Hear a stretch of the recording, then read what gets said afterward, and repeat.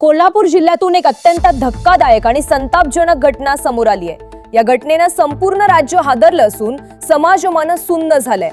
Shahupuri police ठाण्याच्या हद्दीत एका अल्पवयीन मुलीसोबत तिच्याच नात्यातील व्यक्तींनी गैरवर्तन आणि अत्याचार केल्याचा गंभीर आरोप समोर आलाय।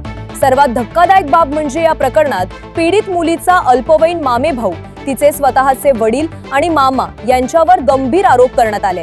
पोलिसांकडे दाखल करण्यात आलेल्या तक्रारीनुसार अल्पवयीन मामे भावानं मुलीवर लैंगिक अत्याचार केल्याचा आरोप करण्यात आलाय, तर मुलीच्या वडिलांनी आणि मामानं तिच्या सोबत वारंवार अश्लील वर्तन केल्याचं तक्रारीत नमूद करण्यात आलंय। सूत्रांच्या माहितीनुसार हा प्रकार गेल्या अनेक वर्षांपासून सुरू असल्याचा आरोप करण्यात आलाय। त्यामुळे संपूर्ण कोल्हापूरमध्ये संतापाचं वातावरण निर्माण झालंय। पीडित मुलीची आई या सगळ्या प्रकाराला कंटाळून काही काळापूर्वी मुलीला घेऊन घर सोडून निघून गेली होती। मात्र अखेर तिनं पोलिसांकडे धाव घेतल्यानंतर हा संपूर्ण धक्कादायक प्रकार उघडकीस आला। त्यानंतर शाहूपुरी पोलिसांनी तातडीनं कारवाई करत मुलीचे वडील आणि मामा यांना अटक केली, तर मामे भाऊ अल्पवयीन असल्यानं त्याला ताब्यात घेण्यात आले।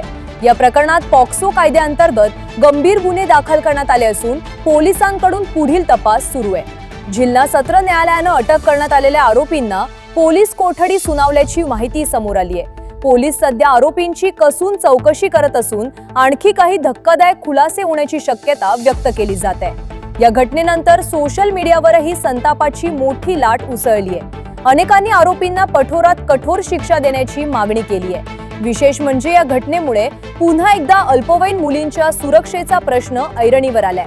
नात्यांमध्येच मुली सुरक्षित नसतील तर समाज कुठे चाललाय असा सवाल नागरिकांकडून उपस्थित केला जात आहे। मानसोपचार तज्ञांच्या मते अशा घटनांचा मुलांच्या मानसिक आरोग्यावर अत्यंत गंभीर परिणाम होतो।